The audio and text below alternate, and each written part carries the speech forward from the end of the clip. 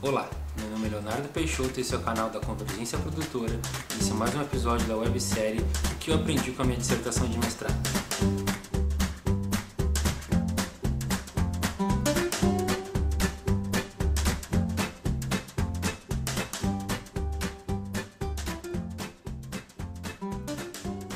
Bom, tem que começar esse episódio pedindo algumas desculpas. A primeira delas é que, editando os episódios anteriores e revendo eles depois de pronto, eu percebi que estou enrolando muito algumas palavras na hora de falar. Se eu tivesse dirigindo alguém falando aqui, já teria mandado repetir muitas vezes. Isso só prova meu talento para estar do outro lado da câmera, mas tempos de pandemia exigem novas produções, certo? Então, esse é o primeiro pedido de desculpas. O segundo é que eu tinha pensado em outro roteiro para esse episódio de hoje, muito mais dinâmico, interativo, porém o tempo de produção e o prazo não permitiram que eu fizesse. Teve algumas outras produções no mesmo período que esse vídeo tinha que ser feito, então somos cumpridores de prazos, vamos fazer o melhor nesse episódio, certo? Terceira desculpa, aí não é muito culpa minha, mas no momento que eu preciso gravar esse vídeo, estacionaram um caminhão com concreto na frente da minha casa, então não sei o quanto vai vazar, mas se vazar esse zunido do caminhão, os créditos vão para o pessoal da obra aqui do lado. Esse episódio é sobre planos. Planos como a unidade mínima da linguagem visual, como a gente já estabeleceu nos outros episódios. Essa pesquisa da dissertação do mestrado considerou o plano como a unidade mínima da linguagem visual, que é possível de fazer a medição, que era o objetivo dessa pesquisa. Tá? A gente ainda vai chegar na medição no próximo episódio, que vai ser um episódio grandão, já vou preparando.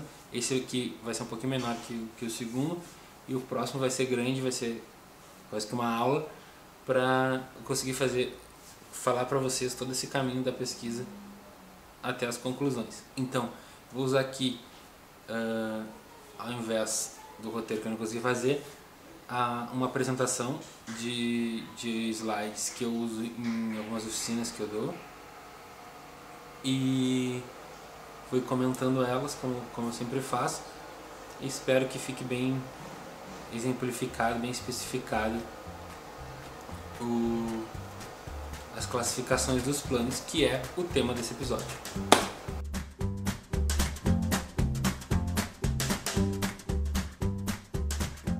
Primeiro tem uma imagem aí de um filme do Georges Méliès, não sei exatamente. Quem viu A Invenção de um Cabré sabe um pouco da trajetória desse cineasta, mas era um cara que era mágico, viu a invenção do cinema e viu que poderia usar o cinema para fazer mágica de outra forma e contar histórias mágicas. Então é um dos primeiros caras que começou a contar histórias com filme, com cinema. E aí vocês podem ver ali nesse frame, lá em cima tem umas cabecinhas dele, ele já fazia umas montagens, uns efeitos especiais lá em cima na partitura, é a cabeça dele. Mas esse enquadramento de palco, né? É como se a gente estivesse gravando o palco das mágicas que ele fazia. Então, aí a gente vai passando o slide, tem um plano do iluminado, né? Bem fechado, que só pra gente ter esse contraste de contar histórias no plano aberto, e quando a gente consegue fechar na cara do Jack Nicholson, meio maluco, a gente torna mais assustador do que se a gente estivesse vendo a porta inteira, certo? A gente então tem na linguagem esses três elementos quanto ao plano, né? Tem o movimento de câmera, a posição da câmera e os enquadramentos. Então faço essa pequena comparação com a literatura. Então as características do plano são como palavras, a gente vai juntando as palavras e fazendo parágrafos. Então a gente vai juntando os planos e construindo cenas. Juntando parágrafos a gente tem um livro, juntando cenas a gente tem um filme ou uma obra audiovisual. Então a gente tem que considerar, para falar disso, que o plano é lá o mínimo da matéria-prima do que a gente vai ter para montagem, que vai dar forma ao filme. Então, os movimentos de câmera, tá? A gente tem primeiro ali a panorâmica. Então, a panorâmica é quando a câmera fica parada no seu eixo e ela se mexe para os lados. Então, ela vai muitas vezes acompanhando para os lados. É uma câmera do centro de um jogo de futebol que acompanha, uma câmera que numa transmissão numa corrida de Fórmula 1 acompanha o carro vindo na curva e vai até ele sair na outra curva. Então esse é o movimento, a gente pode identificar em vários filmes. É um movimento que geralmente às vezes acompanha o personagem, às vezes só ajusta um pouco do movimento do ator, mas é uma coisa muito bem comum da gente ver. Quando ela faz esse movimento parada no eixo para cima e para baixo, a gente chama de tilt, tá? Muitas vezes a gente gravando, me dá um pouco mais de teto. Quando pede um pouco mais de teto é que quer ver um pouco mais da imagem em cima da cabeça da pessoa. Então a gente dá um tilt para cima para ver enquadrar melhor, um tilt para baixo se quiser tirar o teto. É um exemplo. A gente pode movimenta, dá um tilt para enquadrar melhor tal coisa. Então baixa ou sobe, certo? Então no eixo da câmera a gente tem esses dois movimentos, para os lados, para cima e para baixo. E quando a gente tira a câmera do eixo dela, para a câmera se movimentar, então antes ela ficava parada aqui, para cima, para baixo ou para os lados, a gente pode também movimentar ela, não ficar ela apoiada no eixo, ela pode ir para frente, para trás ou para os lados, certo? Aí a gente chama isso de traveling. A gente vai ter o traveling in, quando a câmera vai se aproximando do personagem. Se fosse fazer o traveling agora seria aproximando do meu rosto. O traveling out é quando se afasta, e o traveling lateral para a direita e para a esquerda, que é quando a câmera, enfim, vai para a direita ou para a esquerda, geralmente acompanhando um objeto ou saindo de um objeto e chegando no outro. Quando eu falo objeto aqui é o que está sendo gravado, né? O objeto que está sendo gravado. Por fim, ali na apresentação a gente também tem um movimento de grua, que é quando a gente bota a câmera na ponta de uma espécie de guindaste e consegue movimentar ela de diversas formas. Então a gente consegue subir a câmera e fazer um tilt para baixo. Então a câmera vai subindo e a gente acompanhando o objeto que a gente está gravando e se afastando para cima. A gente consegue ir para o lado e para cima. Então a gente consegue combinar os movimentos. Hoje em dia também a gente está muito mais fácil de acessar esse tipo de movimento através dos drones, que também substituem, além de alguns movimentos de grua, lá a câmera aérea num helicóptero, num avião. A gente tem a classificação também quanto ao posicionamento da câmera em relação ao objeto que está sendo gravado. Todas essas classificações elas se referem geralmente a uma pessoa, né? Mas nada impede de ser sobre um objeto, sobre o que a gente quiser gravar. Então, quanto ao posicionamento, a gente tem o normal, que é mais ou menos o que eu estou fazendo agora, que é a câmera está da altura do meu rosto, que é o que eu estou querendo gravar enquanto eu falo para vocês. Então, a gente tem o plongé ou picado.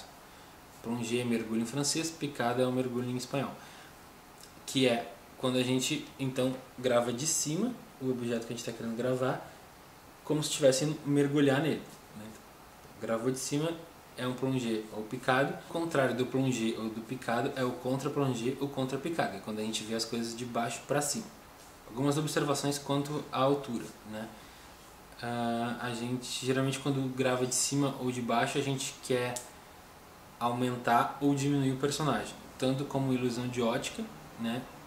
Às vezes a gente deixa o ator mais baixo, o ator mais alto com isso. Então quando a gente grava de baixo o ator parece um pouco maior, mais alto. Quando a gente grava de cima ele parece um pouco mais baixo. Mas também quando a gente quer passar a sensação que o personagem está inferiorizado ou exaltado. tá superior, se sentindo superior ou superior ao outro personagem que ele está interagindo naquela cena. Isso é uma definição padrão do uso do posicionamento de câmera. Cada um usa da forma que quiser, pode justamente as regras são aí para serem quebradas. Mas isso nos dá o ponto de vista de onde a história está sendo contada. Por exemplo, quando a gente grava com criança, se a gente grava sempre na altura de um adulto, a criança, a gente vai estar sempre nessa sensação de estar inferiorizando a criança. Se não é essa a intenção, talvez seja a hora de baixar a altura normal para ser a altura normal da criança, não gravar de cima, certo? Mas essas são escolhas na hora de gravar. E aí, por fim, a gente chega na classificação dos planos quanto ao enquadramento. Aí nessa apresentação tem os nomes dos planos diferentes do que eu usei na pesquisa, daqui a pouco eu vou botar na tela o que eu usei na pesquisa, mas já é uma oportunidade de mostrar que tem vários autores que acabam dando nomes diferentes. Mas acho que o mais importante é a gente ter essa lógica do diferente uso desses planos. Então, se a gente começar lá no plano geral, a gente tem a definição ali que mostra o conjunto de um cenário ou uma ampla paisagem. O plano geral é um que normalmente não muda a nomenclatura de um autor para o outro. Então, em geral define, né? É um plano muito aberto que descreve a paisagem, descreve a localização onde a cena está acontecendo. Então a gente vai ver muito, por exemplo, em novelas, quando tem uma novela em outro país, que a produção da novela vai e grava várias imagens no país, depois volta para o estúdio. Sempre que sai do Brasil, vai para a Índia, mostra um plano geral, uma paisagem da Índia, para a gente entender que agora estamos na Índia, e depois vai para dentro do estúdio, que fica no Brasil. Então, a gente tem esse poder de localização geográfica do plano geral. Aí, a partir do plano geral, a gente vai se aproximando e tendo os outros planos. Então, ali na apresentação a gente tem que o plano conjunto mostra um grupo de personagens, então nesse plano conjunto a gente já consegue identificar os personagens. Geralmente no plano geral, no grande plano geral, a gente consegue identificar que existem personagens lá longe, mas não consegue ver quais são. Em seguida ali a gente tem o plano médio, então que seria um plano na altura da pessoa, então a gente consegue ver dos pés à cabeça a pessoa, mas já sabe exatamente quem é, né? E a partir disso a gente vai tendo recortes em relação ao corpo humano. Então a gente tem o plano americano, que também costuma ser uma das definições que não muda de autor para autor, que é um plano que pega um pouco abaixo da cintura até enfim, a cabeça da pessoa, tá? Uma vez me disseram que era plano americano por causa do faroeste, que era um plano que mostrava a arma e o rosto da pessoa na hora do duelo. Não tenho comprovação científica disso, mas foi que me contaram e é uma história legal, então estou passando aqui para vocês também. Depois disso, aí sim também os nomes começam a mudar, mas a gente chega ao primeiro plano, que é mais fechado, geralmente abaixo do mais ou menos isso que eu estou fazendo, um pouquinho mais fechado aqui, assim. A gente tem o primeiríssimo plano, também conhecido como close, geralmente o close usa mais na televisão. A gente chama esse close de primeiro plano, mas enfim, aparece só o rosto da pessoa na tela. E depois a gente tem um plano detalhe, que é um pedaço do rosto, um pedaço do corpo, um pedaço de um objeto, um plano bem fechado, um plano menor que o rosto de uma pessoa. São referências para o enquadramento, então qualquer produção que a gente chegar e o fotógrafo pedir para fazer um plano americano, o operador de câmera vai saber o que é, depois dá para pedir, fecha mais um pouquinho, abre mais um pouquinho, de acordo com que precisa ser mostrado, que a cena exige. Mas é o nível de aproximação que a gente tem do que a gente está gravando, né? Vou botar agora na tela também a definição que eu decidi usar na pesquisa para análise.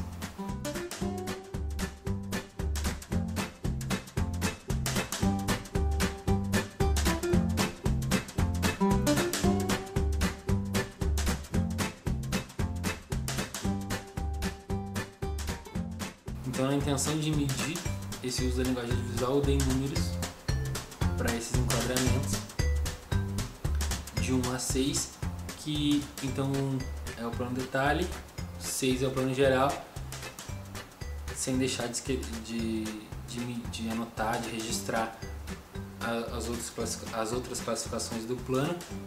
E nisso a gente tentei chegar numa quantificação, né, de como que isso estava sendo usado em cada plano. No próximo episódio, então, eu vou falar um pouco de como que foi transformar isso em unidades de medida, como a metodologia que eu acabei criando para fazer isso, os testes que eu fiz antes de partir para a análise final que era da pesquisa, né?